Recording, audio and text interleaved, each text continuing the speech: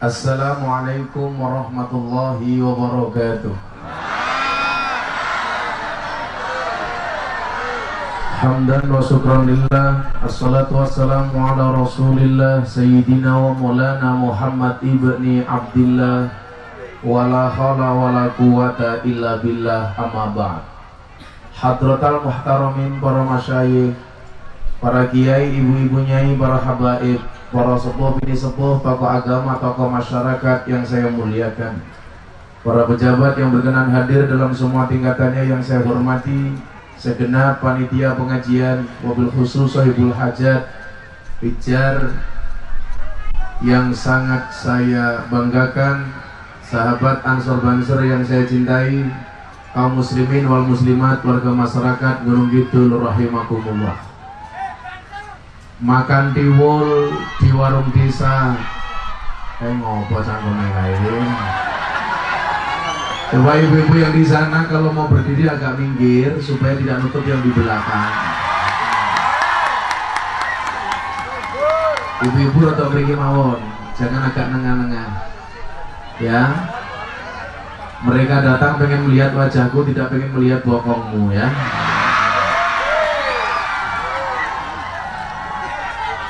Tapi ibu-ibu niku lenggah mawon. Sing lungguh ora nganggo kloso tak dongake mulih little body. Silite gatel kelebon wedi. Tuh cangkeme rasa semprot-semprot kaya dalan mangan. Rasa semprot-semprot nggih. Lungguh wae, lungguh-lungguh. Mudah-mudahan dinginnya malam hari ini menjadi wasilah tolak balak panasnya api neraka. Amin. Cangkeme rondo mesti. Bon nggih, coba agak minggir dikit. Bon mulai niki setelah imsak pengajian nggih. Tuh.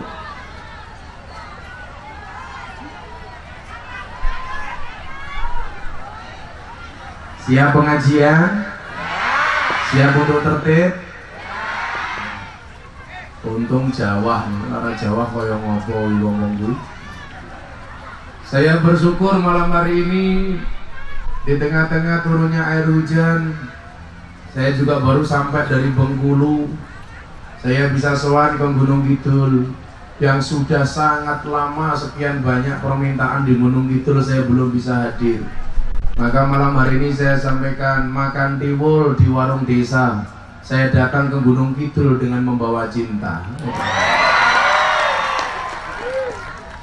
Sebagaimana yang Anda ketahui, cinta itu apa?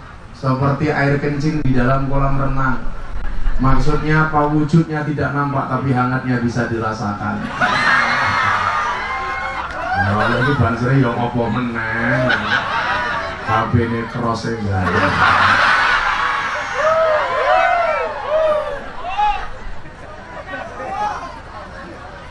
Ibu bapak rahimakumullah, saya berpikir zaman semakin tua, semakin banyak orang aneh-aneh. Semakin banyak orang berbuat melampaui batas, neko-neko, bahkan leno.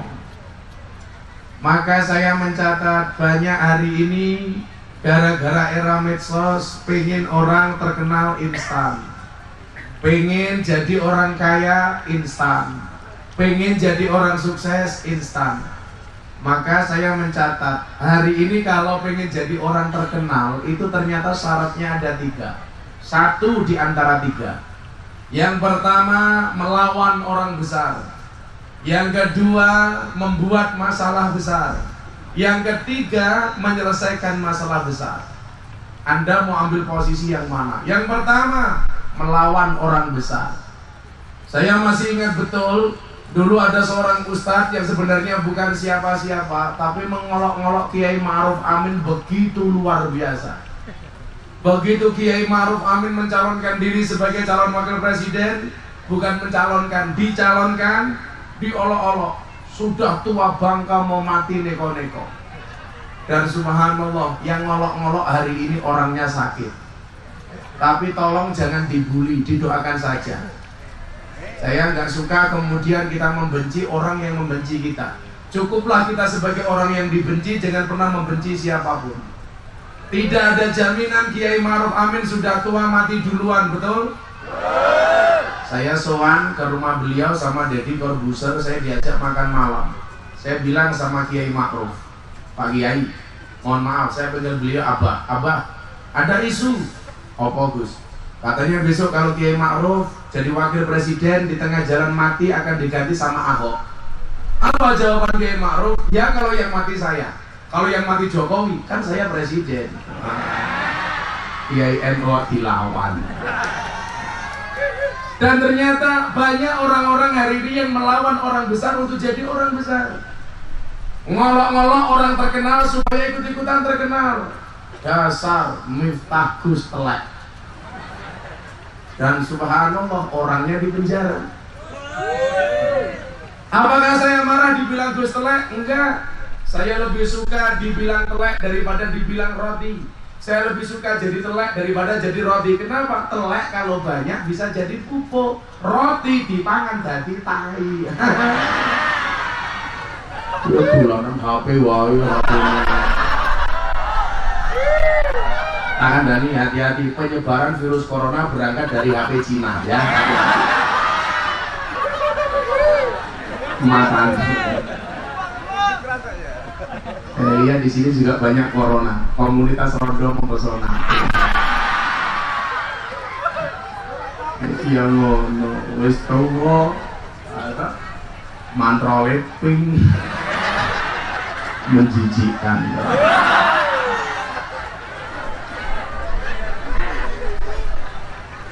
Saya pikir hari ini bangsa Indonesia harus mulai meninggalkan cacian, makian, bulian kepada siapapun. Sudah tidak ada permusuhan sesama anak bangsa. Ketika Rasulullah Muhammad SAW di dalam haji wada, beliau mengatakan, "Ala ukhbirukum bil mu'min." Kalian mau tahu nggak? Saya kasih tahu. Mukmin itu siapa? Apa kata Rasulullah? Al-mu'min man aminhun nas fi amwalihim wa anfusihim. Yang namanya orang mukmin itu orang yang memberikan rasa nyaman kepada manusia yang lainnya, baik hartanya maupun jiwanya. Lah hari ini mohon maaf, kebencian di Indonesia itu menjadi-jadi. Maka yang terjadi apa? Orang yang cinta dengan pemerintah, seburuk apapun pemerintah, dia tetap cinta. Tapi sebaliknya, orang yang benci dengan pemerintah, sebaik apapun pemerintah tetap dianggap jelek. Tambah terus ini. Bubar. Lanjut. Terus ajak sholawatan di CP. Kali lemu nih. Aduh lah gue dibully dasar lemu jawaban. Rapopo aku lemu mergo mangan sego. Daripada awakmu guru gaweane mangan kanca. Lah.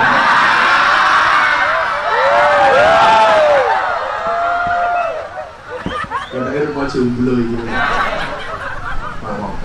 Ingat, Allah menciptakan manusia berpasang-pasangan, betul? Itu artinya kalau kamu tidak punya pasangan, jangan-jangan kamu bukan manusia. Yo, sholawatannya men adem, tadi anget. Amin. Nyawang konco atur karo agama. Diangkat tangan men anget.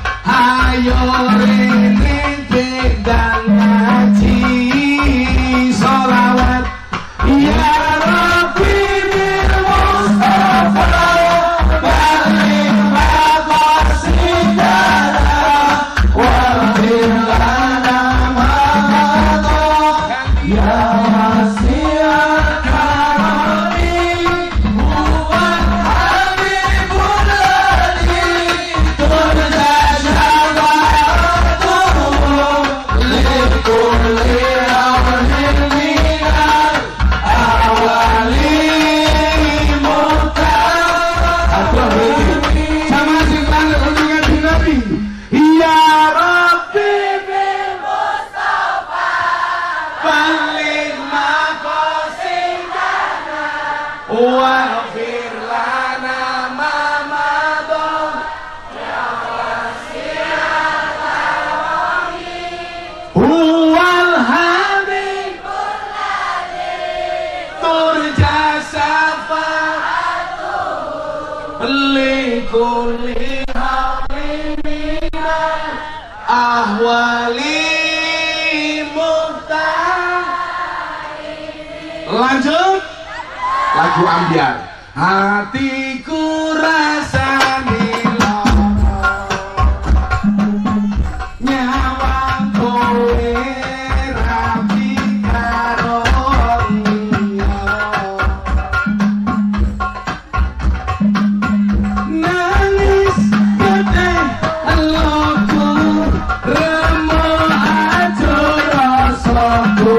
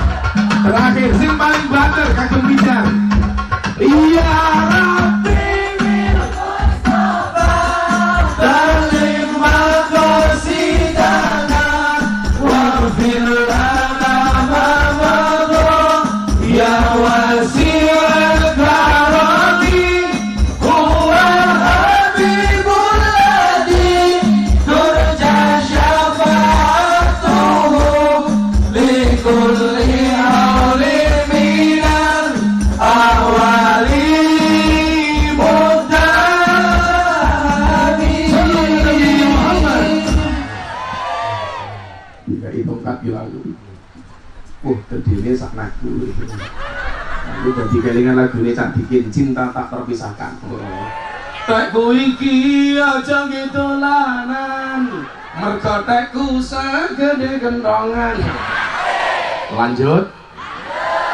Jadi dikatakan wa ainur ridho an kulli aibin kalilatin. Orang itu kalau sudah cinta, seburuk apapun yang dicintai tidak akan kelihatan buruknya. Betul Bu? Maka saya kenapa pernah bertanya kepada saudara Deddy Corbuzier, bro, cinta itu dari mata turun ke hati atau dari hati naik ke mata? Jawaban Deddy Corbuzier sama dengan jawaban orang pelayan. Cinta itu dari mata turun ke hati. Saya jawab salah. Kenapa salah? Jelas. Kalau cinta itu dari mata turun ke hati, maka selamanya Anda tidak akan pernah cinta kepada Allah. Kenapa? Karena matamu tidak pernah melihat Allah. Kalau cinta itu dari mata turun ke hati, berarti selamanya kamu tidak akan pernah mencintai Rasulullah. Kenapa? Karena matamu tidak pernah melihat Rasulullah. Tetapi cinta itu dari hati naik ke mata. Dia masih bingung lagi. Kok begitu? Iya. Kalau cinta itu dari mata turun ke hati, berarti orang buta itu tidak akan pernah menikmati indahnya cinta. Kenapa? Karena orang buta tidak pernah melihat pasangannya. Tapi jangan persani, orang buta ketemu orang buta, matanya nggak pernah melihat, tetapi hatinya cinta, menikah, dan apa yang terjadi? Meteng. Mergo hatine wis seneng. Enten mboten wong utama meteng. Saya punya banyak teman buta nggak bisa melihat. Mereka itu rahasia ranjangnya bro 2 jam 3 menit. Subhanallah. Alah kowe bro 2 jam gula ilo banget 3 menit main deh.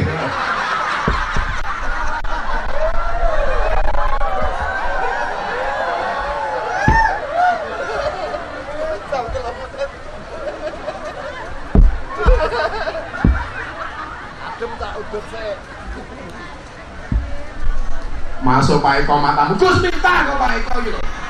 Apa matamu ki katarak?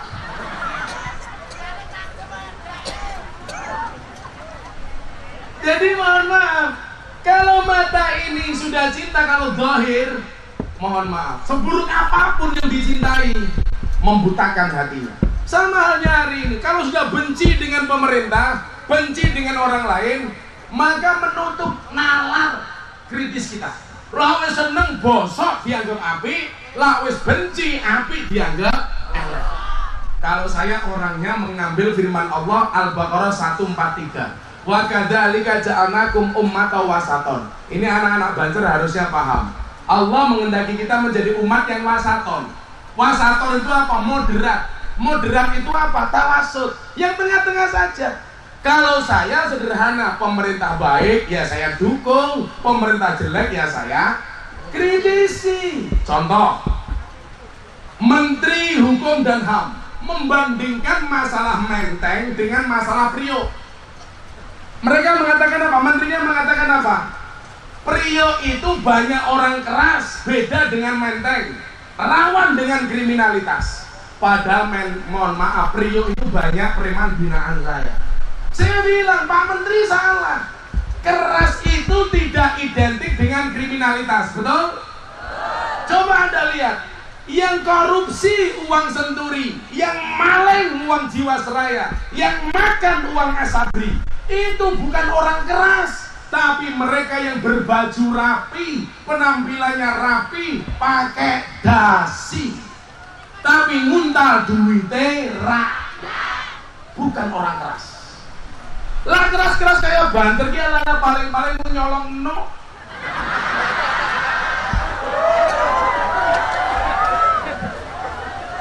Gak ada hubungannya antara keras dengan kriminalitas. Orang keras belum tentu kriminal. Coba kalau saya, orang lihat kalau belum kenal saya pasti nggak nyangka kalau saya itu ustaz. Wah preman nggak, rambutnya gondrong. Padahal badan saya atletis, hati saya teletabis. Hello Kitty matamu, Hello Kitty. Saya jalan di Kalimantan sama sopir, sama asisten. Lewat jalan ini jalannya jelek banget. Begitu jalannya jelek, sopir saya bilang, ini yang rusak jalan pasti truk gandengan. Saya jawab, kamu salah. Salahnya di mana? Yang rusak jalan ini bukan tergandengan tapi mobil mewah. Kok bisa Kiai? Bisa. Kenapa? Karena uang yang seharusnya untuk bangun jalan malah dikorupsi untuk beli mobil mewah. Di rumah no. Kula kondo. Kewan sing mangan tanduran ning sawah jenenge bajing. Tapi ono pejabat sing nguntal duit rakyat jenenge orang ajar ngomong bajingan kalau delok aku ini loh. Kalau saya orangnya fair, baik karena kita wakadzalika ja'alnakum ummatan wasaton. Coba Anda lihat, cerdas sedikit. Al-Baqarah itu ayatnya berapa? 286. Ketika Allah mengungkapkan kalimat wakadzalika ja'alnakum ummatan wasaton, ayat ini tepat di tengah-tengahnya surat Al-Baqarah ayat 143. 143 kali 2 berapa? 286. Artinya apa? Kita itu jadi umat yang moderat. Pemerintah baik kita dukung. Contoh, pembangunan jalan bagus, di mana-mana bagus, menterinya saya puji. Tapi kalau menterinya bosok ya tak lawan. Contoh nih, Menteri Agama pengen memulangkan ISIS ke Indonesia. Saya yang teriak pertama kali. Di medsos orang lain belum teriak, saya teriak. Sampai saya diundang ILC TV1. Saya nggak datang. Kenapa? Milih diundang pijar, amplopnya jelas. MC ini bayaran bro. Bro maklum bro, kamu kayak kota infak kok.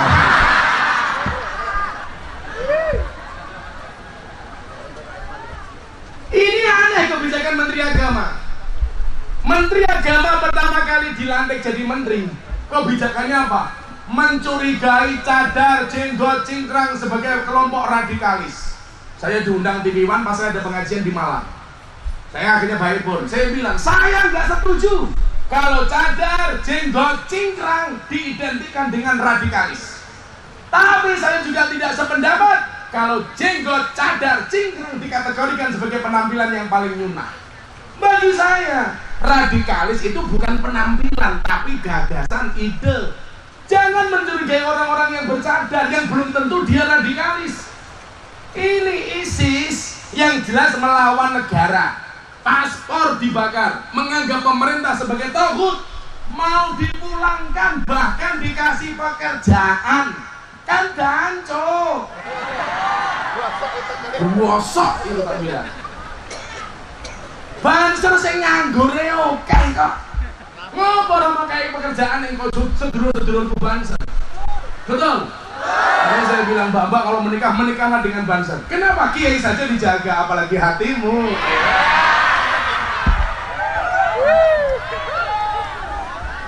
Sesuk aku mlebu surga sing awal banser. Banser lah tugasnya survei lokasi. Sadurunge kiai mlebu surga, surgane wis disurvei karo banser. Surgane siap, kiai mlebu bansere metu meneh.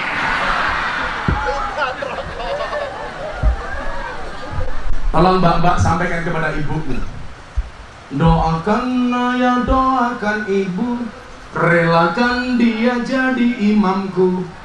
Di bawah doamu juga restumu, majulah ibadah istikharahmu, calonku. Jangan ngajak pacaran sebelum kamu halalkan.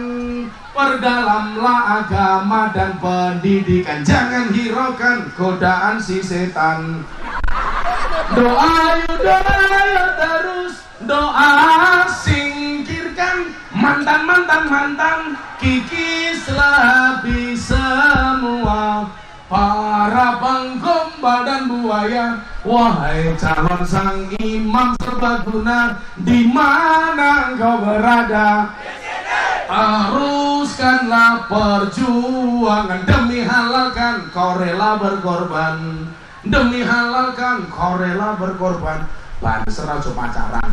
Aku ini ngaji di Surabaya isin, mulai pengajian banser. Pacaran nganggo seragam, matane. Mane-mane seragam nih. Sing wedok yo ngono, dijogo kowe malah nyoh. Rungokno, tahu yo tahu, bakwan yo bakwan, ayu yo ayu, tapi jangan murahan. Kandhane jarene muslimah, senengane mlumah karo Pertanyaanku, kowe iki muslimah apa kimcil syariah?